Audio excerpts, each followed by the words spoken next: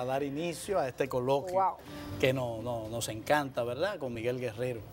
Cada semana a discutir los temas de mayor importancia en el panorama de la opinión. Yo decido con qué se comienza hoy. ¿Me da permiso? ¿Qué permiso? No, esto es una sociedad igualitaria. Usted no se imagina, usted no tiene idea de cómo es. Mire así, mire así. Esto es una sociedad igualitaria. Es así. Yo soy una persona qué lindo, de una visión todo. moderna. Qué bonito. Buenos días, don Miguel, ¿cómo se siente? Buenos días a ambos, un placer estar aquí nuevamente. Lo mismo decimos nosotros y pues nosotros en estos días le hemos dado mucha importancia al tema de la violencia, lo hablábamos justo en primera plana porque hemos visto videos que han puesto de manifiesto una realidad que ya acontecía, eso no es nuevo, y cuando vemos los resultados de las distintas investigaciones para sacar estadísticas, se habla de un 46% de las jóvenes violentadas en las escuelas. Imagínese usted, o sea, estamos hablando de un problema grave.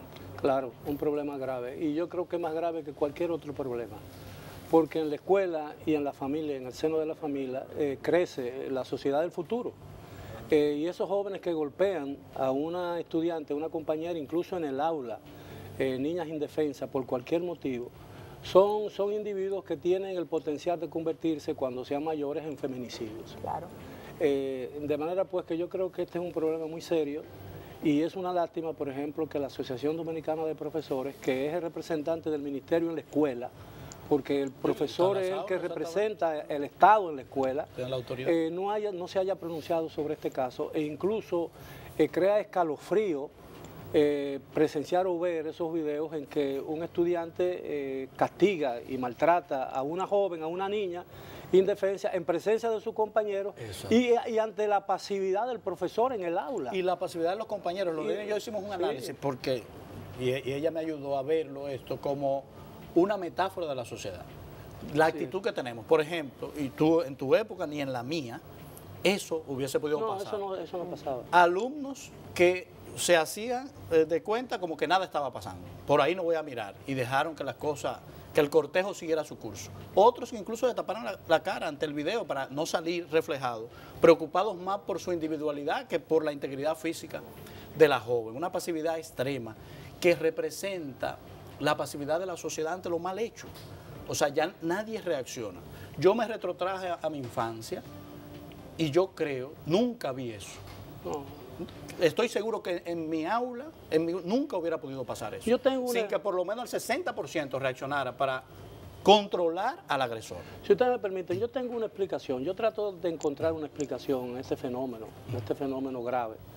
Y yo me remonto, por ejemplo, al final de la era de Trujillo, al periodo de transición breve que tuvimos entre el 30 de mayo y el 1 de enero del 62. En ese periodo, nosotros, a veces como en función de turbamultas, a veces en función de reclamos legítimos de libertad, comenzamos a tumbar las estatuas, los bustos, las placas que nombraban con la familia Trujillo todos los lugares públicos del país, y con ellos también echamos a rodar por el suelo algunos valores de la sociedad bajo la falsa creencia de que todo lo que existía eran valores de la dictadura. Entonces se fue con ellos y parece irrelevante, pero recuerden que Juan Bosch, que era un maestro, decía que a veces las cosas pequeñas tienen tanto significado o más que las cosas que aparentemente solo son grandes físicamente o materialmente. Se fue la cortesía, se fue el respeto a los mayores, se fue la disciplina en el aula, la disciplina en el asunto, y hemos sido incapaces de recuperar esos valores. Entonces, en mi época yo recuerdo perfectamente, y eso parece... Bueno, eso parece una tontería que yo lo diga aquí a esta edad, pero en mi época, cuando entraba una persona, una visita a la casa, los jóvenes, los muchachos teníamos que pararnos y pedir permiso. Se puede quedar, decía el padre o decía la madre. Y todo el mundo daba las gracias, la gente decía con permiso. Ya nadie pide permiso. Y yo creo que yo les relaté a ustedes un hecho que me chocó mucho, que un domingo después de haber dejado a mi esposa en la iglesia, yo esperando, haciendo hora para irla a buscar, entré a un supermercado que yo frecuentemente iba los domingos. Y yo no sé, Y en el supermercado, voy a decir el nombre, ¿no? Porque eso no importa. El supermercado nacional que queda en la esquina de la Lincoln con 27. Cuando tú entras detrás, hay una escalera que comunica con otros departamentos. Y habían 4 muchachos llenos de vida, 4 jovencitos llenos de vida, 3 hombres y una muchacha. Pero una cosa bellísima, porque cuando esa explosión de juventud y de alegría, es una cosa que realmente contagia. Y yo me quedé mirándolo, extasiado. Y uno de ellos, subiendo la escalera, tomó por el codo a la niña y lo ayudó a subir. Es un acto de galantería y de caballerosidad normal, clásico. Entonces, los otros 2 jóvenes se mofaron del muchacho, se mofaron. Y eso me causó mucha extrañeza y yo vi ya en esa señal, yo vi en esa pequeña señal algo que me ha preocupado siempre. Y yo creo que ese es el tipo de cosas que nosotros tenemos que atacar verdaderamente para evitar que esta sociedad se siga desmoronando, porque estamos en un proceso de desmoronamiento de la sociedad dominicana. Lo vemos con el caso de los sobornos. Es decir, que como una sociedad que está espantada por el conocimiento y que no quisiera, y que quisiera despertar. Yo creo que ese es el sentimiento que en el fondo late en el corazón de cada dominicano decente. Y es que quisiera que todo esto fuera un sueño y despertar y ver que todo era mentira. O una mala pesadilla. O una mala pesadilla, que todo era mentira, porque uno no puede concebir que pase lo que uno teme que realmente haya pasado. Que haya tanta distorsión. Yo creo que también muchas veces, en el caso específico de la violencia que se ha dado en el aula hacia las jóvenes, abordamos el problema con género. Decimos, está mal porque fue un joven que le dio a una joven, mujer o hombre. Pero el problema aquí no es que se le dio simplemente a una mujer, es que hay violencia. Entonces, en las mismas casas nosotros vemos cómo cuando un papá recibe la queja de su hijo de que fulanito le estaba molestando, le dice, si es varón, sí, no, pues devuélvele. Entonces ya desde ese momento estamos sin darnos cuenta fomentando la violencia en ese niño. Llegará un momento que en ocasiones puede hasta no distinguir entre si es mujer u hombre. Entonces ahí yo creo que también hay un trabajo que hacer de parte de todos, porque es una mentalidad que hay que cambiar. Sí, o sea, la violencia no está bien en ninguna dirección. Bueno, porque es intrínseca al ser dominicano, pero cuando tú ves, pero además de la violencia, hay una práctica abusiva de una niña inofensiva. Hay 2 escenas que han sido muy divulgadas en las redes. La primera, que fue la primera que se vio, fue la de que de pie, aparentemente en un receso en el aula, un joven abofetea duramente, con fuerza, a una muchacha. La muchacha le vuela, se defiende y se embrujan, como dicen, y caen en el suelo y lo separan. La otra es terrible, ¿no? Porque es un abuso del fuerte desproporcionado contra el débil. Ahí hay una segunda consecuencia letal, ¿no? Para la conciencia de uno. La segunda es todavía más cruel, porque la niña está sentada y el tipo se para, uso de violencia verbal contra ella. La niña se sobrecoge, no sabe qué hacer. Incluso hay un gesto de la niña está así, y de pronto cuando él le habla hace así. Es decir, se encoge, lo cual dice que sintió el golpe, porque no fue un golpe físico y probablemente ese golpe fue peor que el otro. Entonces la bofatea, le da así, le vuelve a dar y le da 3 veces. Y otra vez volvemos a ver la indiferencia de los estudiantes. Sí. Y uno se para y se da la vuelta y se va. Y se oye un grito de la niña ante el primer golpe. Es decir, y a mí me ha extrañado el hecho de que no haya habido una declaración de la Asociación Dominicana de Profesores, que no puede ser y no puede pretender que es ajena a esta situación que se está dando en la escuela.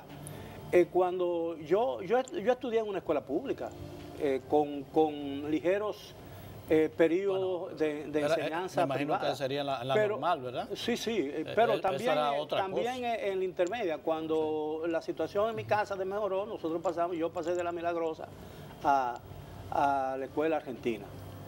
Pero en esa época el profesor era algo... era algo que... Había un respeto a la autoridad, que no lo hay. Exactamente, y los profesores se daban a respetar. Es decir,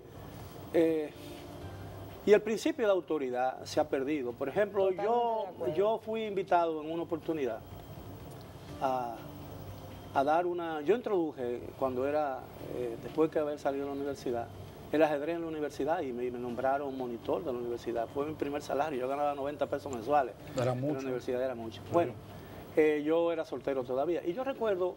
Un maestro ganaba 125 pesos. Sí, que en una oportunidad entramos a un aula, creo que fue en el Paraninfo de Derecho. Ahí entonces entramos a un aula por casualidad, porque uno de los profesores, no era medicina, el profesor y el doctor Rogelio Lamarche, fuimos a buscarlo y entramos a un aula, que en paz descanse el doctor Rogelio Lamarche Soto, que era un gran ajedrecista y un promotor deportivo. Entramos a un aula y vimos una cosa que a mí realmente me produjo escalofrío. Y me di cuenta de el sentido de la reforma por la que se había luchado, es decir, cuando se tergiversa un propósito.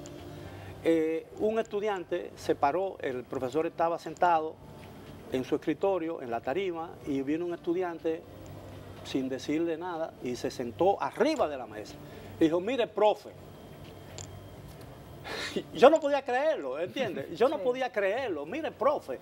Y el profesor no hizo absolutamente nada. Es decir, yo creo que este país tiene la obligación y tiene un desafío inmenso, si queremos recuperar esos valores, de que se restablezca la autoridad y la disciplina en las escuelas, por lo menos, al precio que sea. Tú sabes lo que pasa, es que ha habido un mal entendimiento con el advenimiento de la democracia, un mal entendimiento de la libertad. Se ha puesto en ejercicio una libertad desprendida de otro concepto fundamental, que es el de la responsabilidad, que reconoce límites. Sí, claro. O sea, pero ahora hay un criterio de que yo puedo hacer lo que me convenga a mí, lo que yo quiera, y eso indudablemente lleva a violación de las normas de convivencia con los demás. Entonces yo pienso que en todos los escenarios que vemos, la vida empresarial, la vida familiar, la vida política, todo, vemos esa mala concepción de la libertad que reduce al apetito del individuo. O sea, un individuo que no ve al otro, que solamente ve su propio interés, y es lo que refleja la conducta de esos jóvenes. A mí me preocupa mucho las dos, o la opinión mayoritaria de abordar este problema, que es desde la óptica del castigo. A mí me parece insuficiente. O sea, la gente y la sociedad cree que sometiendo a estos niños abusadores a castigo ya ha terminado el proceso. Y yo creo que no. Yo creo que debemos entender por qué pasa esto y abordar entonces con una batería de soluciones el problema para erradicarlo de la sociedad. Yo creo que el castigo no resuelve. Y si lo comparamos con la misma situación que se está dando a nivel judicial, con el tema de la impunidad y la corrupción, también. Entendemos que finalmente, quizá muchos, que encarcelando a las personas culpables ya se solucionó el problema. Y eso... No, pero la sanción es necesaria. Sí, pero no nos podemos quedar en ella. No es la solución al problema. Bueno, no, pero la sanción disuade. Sí, pero es una medida. Ahí vamos a la ciencia y tengo que utilizar precisamente lo que he estado estudiando últimamente. ¿Qué dice la investigación sobre los sistemas penitenciarios del mundo, sobre el encarcelamiento o sobre el confinamiento de un enfermo mental en una institución, los manicomios tradicionales? Los hechos indican que las cárceles multiplican la inclinación a la delincuencia. Ponen un ejemplo, una cárcel tradicional, dura, difícil. El 65% de los presos que salen de una cárcel difícil reinciden. Sí. Y poner el ejemplo de otras cárceles, por ejemplo, el modelo penitenciario abierto nuestro, que copia, modela los de los países nórdicos. Regenera. ¿Tú sabes la diferencia? Cuando tú tienes a un prisionero en un espacio abierto, donde le permites trabajar, estudiar, ir a la iglesia, practicar deporte, reduce la reincidencia a solo un 15%. Entonces, ¿qué dice en los hechos? Que el castigo duro no resuelve, que el confinamiento absoluto, la separación de la sociedad no resuelve, sino que la sociedad trabaje con ese individuo problemático para reinsertarlo, con amor y con solidaridad, olvidando lo que hizo. Pero yo estoy totalmente de acuerdo, el encarcelamiento duro y las ergástulas. Correcto, eso no funciona. No consiguen nada, empeoran una situación y multiplica el crimen. en sentido general. No solamente para el que lo padece físicamente, sino también para sus familiares. Claro. Y para quien es testigo de todo eso. Pero en una cárcel modelo, como tú la describes, se ha demostrado que regenera, ayuda a la regeneración. Sí. No un 100%, pero nunca. Hay personas que son incorregibles. Pero el castigo es necesario. Por eso están las leyes. Una acción, una consecuencia. Porque exactamente, tú tienes que pagar el precio de tus acciones. Claro. Porque si no, el sentido de responsabilidad que es vital en una sociedad se pierde. Sí. Si yo tengo que actuar con responsabilidad, primero porque yo soy un hombre de valores, no me estoy poniendo como ejemplo, sino estoy hablando genéricamente. Es decir, yo tengo que actuar con responsabilidad porque yo entiendo lo importante que eso tiene para que la sociedad donde yo vivo funcione y para que yo pueda vivir en paz y que mis derechos sean respetados. Pero si yo transgredo esos valores o esa responsabilidad, no actúo conforme como la sociedad me reclama, entonces yo merezco una sanción. Por eso es que es tan necesario, por eso nosotros como sociedad estamos reclamando hoy en día que la Procuraduría General de la República actúe contra aquellos responsables de haber aceptado un soborno. Eso es una dimensión. Porque los sobornos tenían el propósito de conseguir en situaciones ventajosas y perjudiciales para la sociedad obra del Estado, en perjuicio de una libre competencia, ¿no? Entonces, todas esas cosas tienen. Por eso yo muchas veces he dicho que a veces me parece que es un poco exagerado. Y quizás, yo no le voy a decir que sea responsabilidad, pero a mí me da mucho, no sé, no sabría cómo describir mis sentimientos. Cuando yo oigo, por ejemplo, que hablan de cosas como criar un hijo, una familia, el matrimonio, de un proyecto. Cuando yo veo que se reduce el tema, el concepto del matrimonio y de la familia, que es una cosa de tan inmenso valor, ¿tú entiendes? A un proyecto, es como si tú dijeras, voy a comprar un terreno. Sí, a construir. Voy a comprar un terreno. Para hacer un edificio. Sí, para hacer un proyecto. Eso es un proyecto. Entonces, cuando yo veo que un padre sanciona a un hijo, estamos huyendo, ese niño es hijo de un matrimonio disfuncional, pero la sociedad está llena de hijos funcionales provenientes de matrimonios disfuncionales. Eso es verdad. Y está llena de matrimonios funcionales con hijos disfuncionales. No, y está lleno al revés. Exacto. De niños funcionales, de niños disfuncionales con matrimonios funcionales. Matrimonios que son ejemplos para la sociedad. ¿Tú sabes por qué, Miguel? Porque hemos llegado a creer que toda conducta anormal o desviada es producto de la sociedad y del contexto. Y nos olvidamos que hay una dimensión fisiológica, biológica, heredada. Tú sabes que hay conductas anormales que no son producto de la crianza. Por ejemplo, una familia modelo donde salga un hijo disfuncional.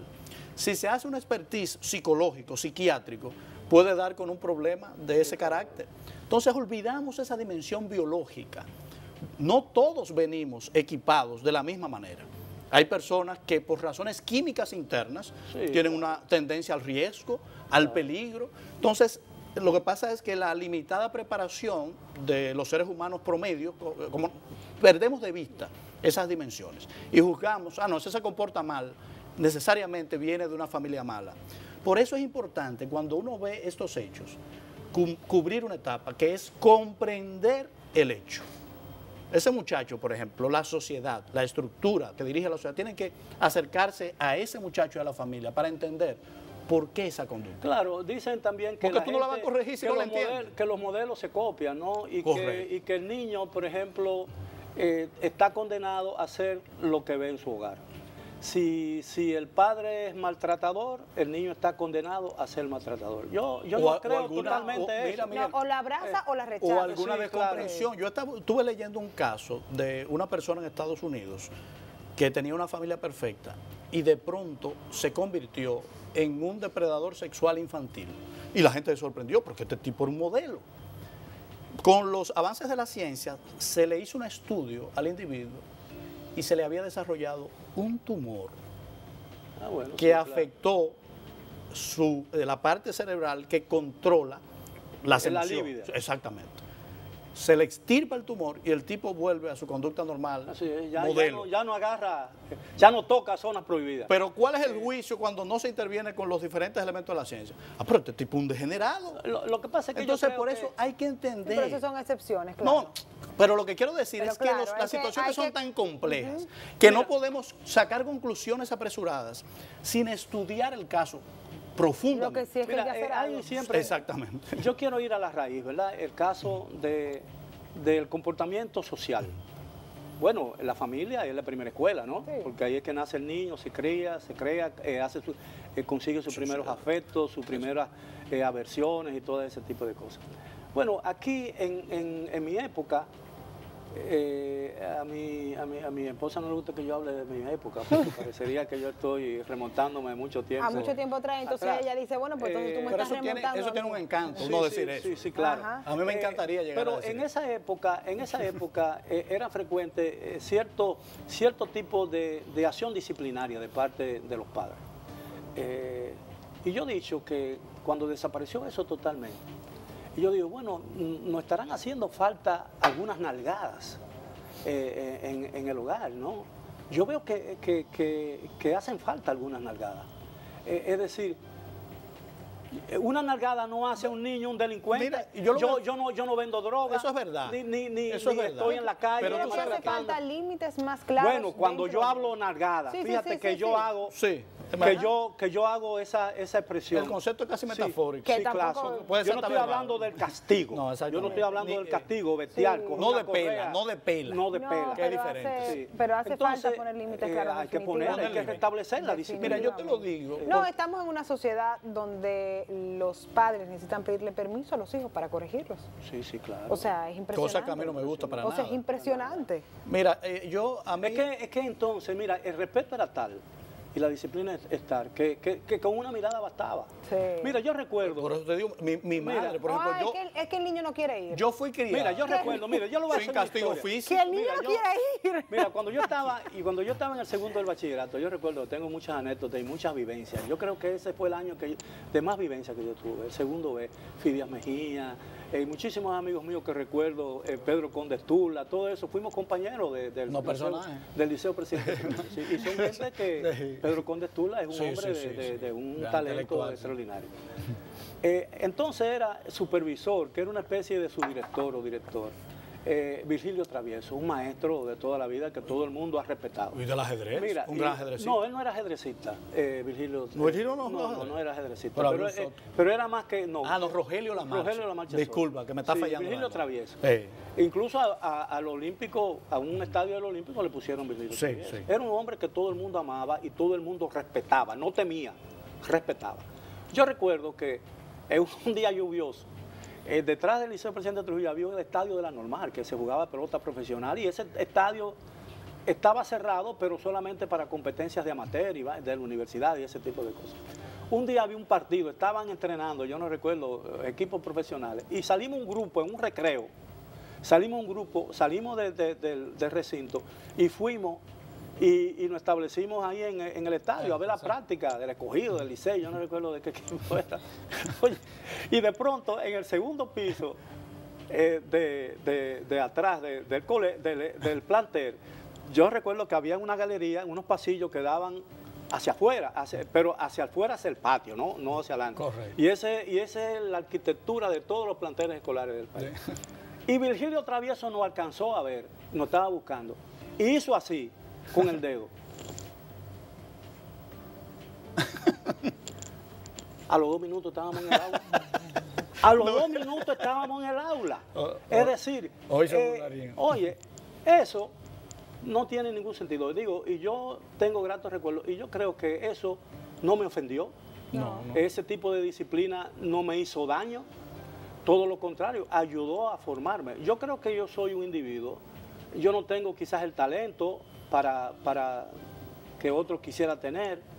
Yo quise ser... No, tú me excusas. No, pero a mí yo... me no, gustaría pero- redactar los hechos no, históricos como tú lo haces. No, pero yo... No te me echas muerto, pero no yo te me quiero echas muerto decir- tampoco. Porque Yo te quiero decir, yo hubiera querido ser un concertista de violín. yo quería ser campeón mundial de O ajedrez. hubiera después cuando descubrí mi pasión por la ópera, quise decir, y porque yo soy periodista y no soy un tenor operático, ¿no? Es decir, porque esa cosa cuando yo lo oigo siento que algo vibra dentro de mí y que me estremece. No que vibra, me estremece. Tú tienes un tenor interior. Es un movimiento telúrico lo que yo siento. Tú tienes un tenor oculto. No, pero además, ¿tú crees que hay algo más nostálgico y hay algo más hermoso, por ejemplo, que un solo de violín? Espectacular. Entonces, hay cosas que realmente encantan en la vida y son cosas que solo se disfrutan y se puede uno alcanzar cuando la sociedad vive en paz. Miguel, y cuando uno vive en paz consigo mismo. Rescatando esa anécdota de cuentas de don Virgilio, señalándolo a usted y usted obedeciendo, en esa interacción hay un elemento fundamental, que don Virgilio tuvo una trayectoria que inspiraba respeto. Sí, claro. Para conseguir eso hay que ser por encima del promedio. Y vamos a decir la realidad. Nuestros profesores son profesores, nunca llegan a ser maestros. Yo recuerdo maestros excepcionales que nunca se me olvidarán, que marcaron mi vida. Sí, que claro. Creo que todavía lo son. Por ejemplo, mi hábito de lectura, eso lo marcaron figuras de la familia y figuras externas. O sea, que yo respetaba. Hay que ganarse esa autoridad. ¿Qué ha pasado con el mundo actual? Es que nadie quiere ser excepcional. Sí. Todo el mundo quiere ser corriente y común y comportarse de la manera, dicen de que relajada, pero no, es la manera más fácil, porque ser excepcional consume mucha energía psíquica y obliga a limitarse, a ser ejemplo, a dejar pasar muchas cosas que creemos beneficiosas. Entonces, el mundo de hoy carece de figuras de autoridad. No, porque pues ya nadie puede señalar así. ¿Tú sabes por qué? Porque tú señalas así y dices, mira esto. No, y además el dedo también tiene malas... Pero mi madre, por ejemplo, yo recuerdo mi madre es de unos movimientos pausados, o sea, nunca se sale de tono, siempre está ordenada. Y cuando uno se salía, bastaba un pequeño giro de la cabeza. Claro. Y sus ojos levemente se endurecían. Mira, yo recuerdo eso, yo sudaba así ahí. Mira, sudaba, nunca me puso la mano. Yo a veces tengo la impresión de que el éxito y realmente lo que hace diferencia, y lo que tú dices, por ejemplo, que nadie quiere ser excepcional, son aquellos que lo consiguen, son aquellos que se mueven al mismo ritmo en que se mueve la Tierra, es decir, el movimiento de rotación. Entonces, nosotros queremos caminar más rápido que lo que se mueve la Tierra alrededor del Sol, pero no solamente alrededor del Sol, sino sobre su propio eje.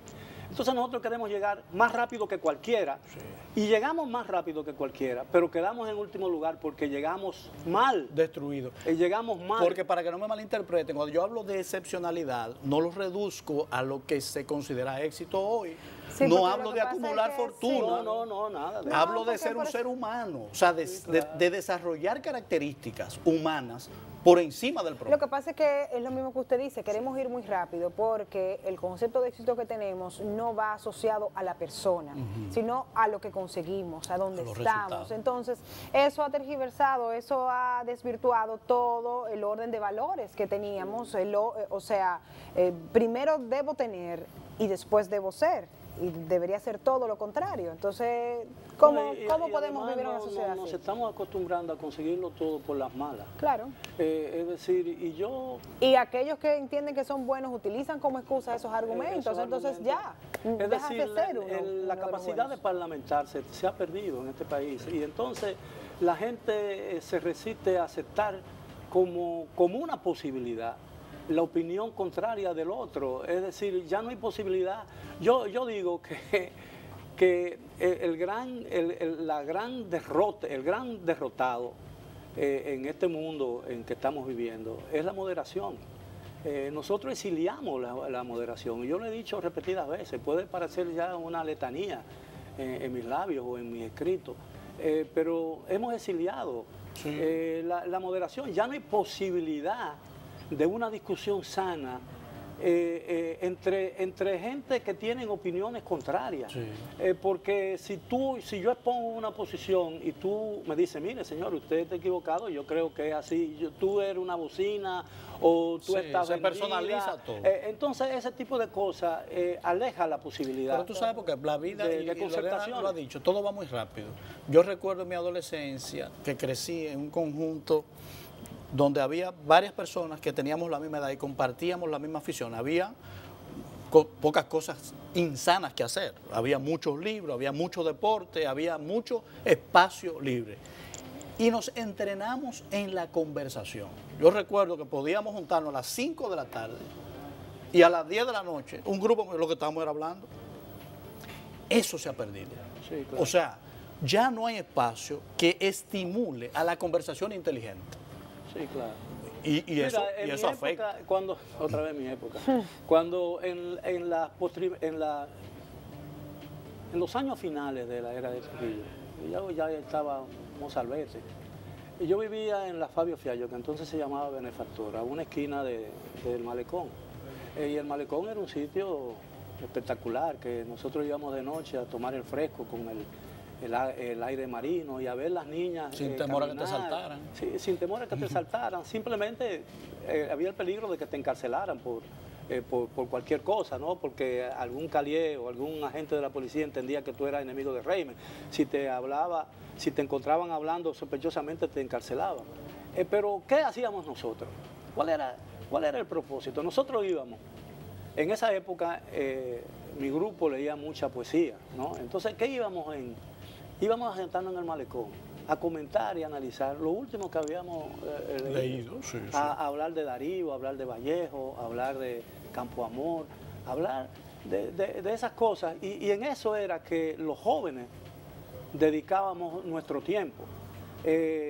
Bueno, hacíamos algunas travesuras. Yo recuerdo que una vez no teníamos dinero, una vez vimos... Dice uno del grupo, pero mira, no en la calle Galván hay una fiesta, fulano de tal, en la casa de fulano de tal. Es decir, tú vas, bueno, nos han invitado, ven, sígueme. Entonces fuimos donde Nando, el colmado de Nando, que quedaba en una esquina, compramos 3 velones. ¿Te acuerdas de esos velones? Costaban 25 centavos. Bueno, entonces le quitamos el... Velones. Sí, velones. No los de 25. Sí. Le quitábamos el velón, no eran 5 centavos, le quitábamos el velón y esos vasitos de cerveza eran, el vasito de cerveza. Lo lavamos bien, compramos una Coca-Cola, le echamos y nos fuimos acercando a la fiesta. Camuflajeados. Sí, camuflajeados. Sí. Y de pronto estábamos en la acera. Y no pasaron 5 minutos sin que la dueña dijera, pero jóvenes, la fiesta es adentro. Pero astutos. Claro, Miguel, pero bien. Todo un operativo. Pero ese era el tipo. Todo un operativo. Pero que mire, pero bien. Esa sutileza ya ha cambiado. Pero ese tipo de cosas, imagínate con las cosas de ahora. Compáralo con las cosas de ahora. No, ya uno entra y todo. Pues, don Miguel, muchísimas gracias.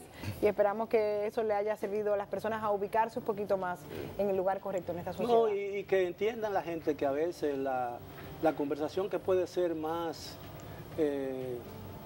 digo yo, más baladí, es la que realmente puede ayudar a reencontrar un camino perdido. Así es, estamos de acuerdo con usted. Muchas gracias. No, gracias a usted.